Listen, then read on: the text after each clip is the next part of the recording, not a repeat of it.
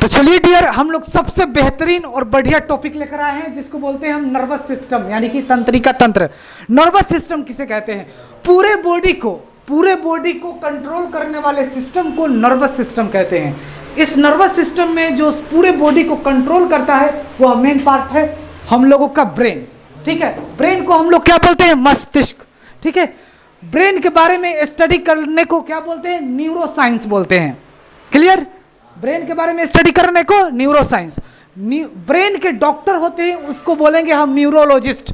अगर आपका ब्रेन खराब हो जाता है, काम वाम नहीं कर रहा है, टूट फूट गया है, कोई ना कोई बात है, सर चक्कर दे रहा है, दर्द कर रहा है, ठीक है, कुछ भी हो ब्रेन में, आपको न्यूरोलॉजिस्ट डॉक्टर के पास जाना पड़ेगा, क्योंकि वो स्पेशलिस्ट होते हैं।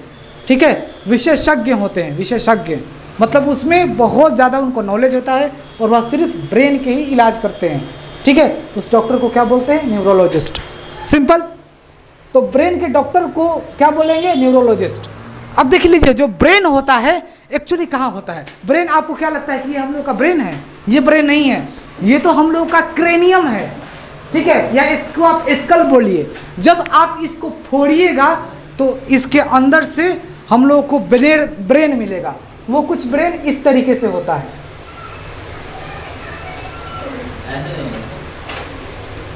ठीक है, ये कुछ इस तरीके से हम लोग का ब्रेन होता है। ठीक है, जब ये स्कल हटाइएगा ना, खोपड़ी, क्रेनियम को फोड़िएगा तो आपको इस तरीके से मिलेगा ब्रेन। ठीक है, यह जो होता है 1350 ग्राम से 1400 ग्राम तक होते हैं। ठीक है, अगर आपसे कोई पूछे कि ब्रेन का वेट कितना होता है तो 1350 ग्राम से 1400 ग्राम। ठीक है, अब देख लीजिए, ब्रेन जो होते हैं क्रेनियम, ये क्रेनियम पता है ये क्या करता है? यह एक तरीके से क्रेनियम जो होता है ब्रेन को रक्षा करता है। ये ब्रेन इतना ये स्मूथ चीज़ है, इतना ये हल्के चीज़ है कि अगर थोड़ा सा भी इस पर खरोंच लग गया ना तो आप खत्म हो जाओगे। ठीक है, तो इसको सेफ्टी देने का काम कौन करता है? ये क्रेनियम। ठीक है, क्रेनियम ही होता है जो हमारे बॉडी को, जो हमारे ब्रेन को मतलब रक्षा कर रहा है, एक तरीके से सिक्योरिटी का काम कर रहा है ये।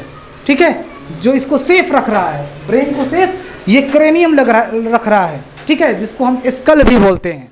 अब देखिए, तो क्रेनियम के अंदर, इनर का मतलब अंदर, हमारा ब्रेन होता है कुछ इस तरीके से। ठीक है, अब आप समझ में आ गया कि ब्रेन कुछ इस तरीके से होते हैं। ये नहीं, ये ब्रेन नहीं है। ठीक है, ये तो क्रेनियम है। मारिएगा ना फिर तो चोट इस पर लगेगा।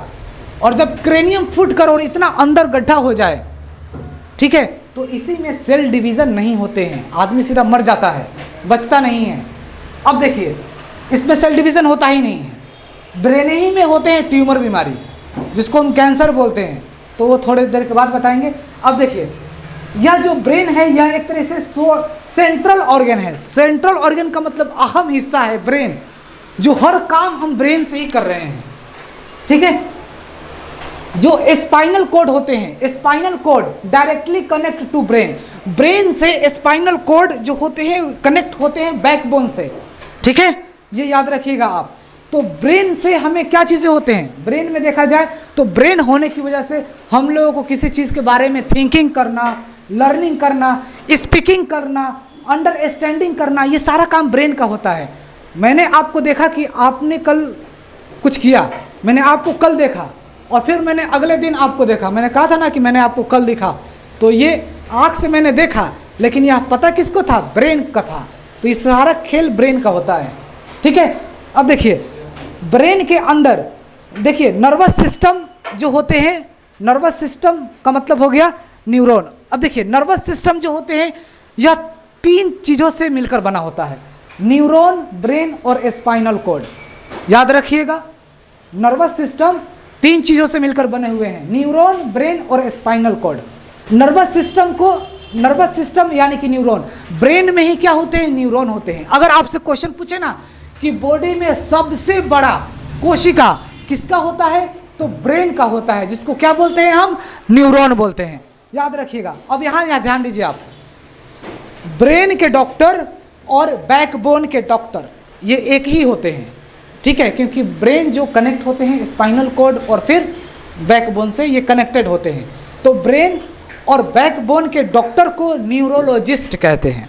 ठीक है, ऐसे ब्रेन 3 होते हैं। ठीक है, फोर ब्रेन, मिड ब्रेन और हिंड ब्रेन, ये 3 होते हैं। फोर ब्रेन भी 3 टाइप्स के होते हैं, सेरिब्रम। तो ये सब सारी चीज़ें जो भी है ना, हम कल को आपको बताएंगे, ठीक है। नर्वस सिस्टम समझ लिए। अब समझते हैं हम लोग बीपी के बारे में। देखिए बीपी को हम लोग रक्तचाप कहते हैं हिंदी में, ठीक है। यानी कि बीपी किसको कहेंगे, अगर आपसे कोई पूछे कि बीपी किसको कहेंगे तो क्या बोलिएगा, ब्लड का आना, ब्लड का जाना और आना, इसी को हम बीपी कहते हैं। यानी कि सिस्टोलिक और diastolic, that is called BP, ठीक है। यानी कि जो जाने वाला प्रेशर और आने वाला प्रेशर को बीपी कहते हैं। सिंपल सा ये याद रखना, जाने वाला प्रेशर को क्या बोलेंगे, सिस्टोलिक, आने वाले प्रेशर को क्या बोलेंगे, डायस्टोलिक, इसी को हम बीपी कहते हैं, ठीक है। अब देखिए बीपी का फुल फॉर्म होता है ब्लड प्रेशर। बीपी के जो मेजरमेंट होते हैं वह कौन सा डिवाइस है जिससे हम लोग बीपी को चेक करते हैं, तो वह क्या है, एस्फिग्मोमैनोमीटर, एस्फिग्मोमैनोमीटर, ठीक है। ध्यान से देखिए, एस्फिग्मोमैनोमीटर, क्लियर, सही पढ़ा, एस्फिग्मोमैनोमीटर, मैनोमीटर, एस्फिग्मोमैनोमीटर, ठीक है। यानी कि रक्त दाब मापी, यानी कि बीपी को हम लोग इसी से मेजरमेंट करते हैं, समझ में आ गया। अब देखिए आप लोग, अगर बीपी आपका बढ़ रहा है, ये साइन बढ़ने का है, बीपी बढ़ गया तो उसको हम क्या बोलते हैं, हाइपरटेंशन। बीपी बढ़ जाना, हाइपरटेंशन। जिस आदमी का बीपी बढ़ गया वो साला हमेशा बाल बच्चे पर गुस्सा करते रहेगा, साला ये क्या, ओके ये करो, हमेशा बाल बच्चा को डांटते रहेगा, लड़ाई झगड़ा करते रहेगा। इसको क्या बोलते हैं, बीपी बढ़ गया है, यानी कि हाइपरटेंशन हो गया है, ठीक है। अब देख लीजिए, हम सबको पता है कि बीपी 120/80 होते हैं, ठीक है। 120/, ये दिखाई दे रहा है, ये दिखाई दे रहा है, हम सबको पता है कि जो नॉर्मल बीपी होता है 120/80। तो हम हाइपरटेंशन किसको कहेंगे, देखिए इसको बोलते हैं हम सिस्टोलिक और इसको बोलते हैं डायस्टोलिक। सिस्टोलिक का बढ़ना 120 से ज़्यादा बढ़ गया, ठीक है, और डायस्टोलिक 80 से ज़्यादा बढ़ गया तो हम कहते हैं हाइपरटेंशन, यानी कि बीपी बढ़ गया है, ठीक है। यहाँ ध्यान दो, बीपी बढ़ गया है। तो अब समझ में आ गया, तो बीपी बढ़ने का मतलब सिस्टोलिक और डायस्टोलिक को बढ़ जाना ही बीपी कहते हैं, वो हाइपरटेंशन कहते हैं। अब देख लीजिए यहाँ पर, अगर आपका बीपी बढ़ जाता है तो आपको क्या करना चाहिए, आपको एसिड चीज़ें नहीं खाना चाहिए। एसिड का मतलब होता है जो खट्टे चीज़ें हो उसको बिल्कुल छोड़ दीजिए। सॉल्ट्स, जो नमकीन चीज़ें होते हैं उसको भी आप छोड़ दीजिए। टेंशन वेंशन बिल्कुल लेने की ज़रूरत ही नहीं है, ठीक है। टेंशन बिल्कुल मत लीजिए। जो लोग पुराने लोग होते हैं, जो एज्ड होते हैं, जो बूढ़े वगैरह जो लोग होते हैं, वो क्या होते हैं, बहुत ज़्यादा गुस्सा में होते हैं, ठीक है, गुस्सा में होते हैं। अगर बाल बच्चे समझदार, पोता पोती, बहू, ये सब समझदार हैं तो उनको क्या करेगा, एसिड चीज़ें खाने से रोक देगा। एसिड नहीं देना है अब्बा को, सॉल्ट भी नहीं देना है, टेंशन वगैरह बिल्कुल मत दो। घर का कुछ भी काम हो, बड़ा से बड़ा इवेंट भी हो जाए, लेकिन उस बीपी वाले आदमी को के पास नहीं जाना चाहिए, नहीं तो और चिल्लाना शुरू हो जाएगा, ठीक है। तो ये हो जाते हैं। विटामिन सी का मतलब वही खट्टे मीठे चीज़ें, इसमें विटामिन सी ही होते हैं। तो समझ में आ गया, बीपी बढ़ गया तो आपको एसिड कम कर दीजिए, मत खाइए, नमकीन चीज़ें मत खाइए, ये सब चीज़ों का, टेंशन, ये सब चीज़ों का परहेज किया जाता है विटामिन सी का।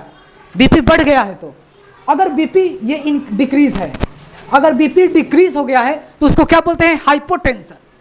बीपी कम हो जाना, हाइपोटेंशन। तो कैसे पता चले कि बीपी कम हो गया है, तो सिस्टोलिक और डायस्टोलिक 120 से और 80 से कम हो गए तो समझिए कि बीपी आपका घट गया है, जिसको हम क्या बोलते हैं, हाइपोटेंशन बोलते हैं, ठीक है। देखिए 80 है ना, 120 से कम है, 80 है ना, ये 60 है ना, 80 से कम है, तो इसको ऊपर वाले को क्या बोलते हैं, सिस्टोलिक, और नीचे वाले को डायस्टोलिक, ठीक है। सिस्टोलिक और डायस्टोलिक दोनों का कम हो जाने को ही हम हाइपोटेंशन कहते हैं, यानी कि बीपी कम हो गया है। अब जब बीपी कम हो जाए तो आपको क्या करना चाहिए, रोज 2 लीटर, 3 लीटर, 4 लीटर पानी पीजिए, सही रहेगा। आप नारियल का पानी पीजिए, बीपी ठीक हो जाएंगे। बेल का शरबत पीजिए, बेल देखते हो ना, सॉलिड खोपड़ी की तरह होता है, बेल का शरबत पीजिए, आपका बीपी ठीक हो जाएगा। नींबू पानी पीजिए, बीपी ठीक हो जाएगा, ठीक है। अब देखिए बीपी के बारे में मोस्ट इंपॉर्टेंट चीज़ें, यह 2 टाइप के होते हैं, एक होता है सिस्टोलिक, दूसरा होते हैं डायस्टोलिक। सिस्टोलिक का मतलब होता है हार्ट का सिकुड़ना।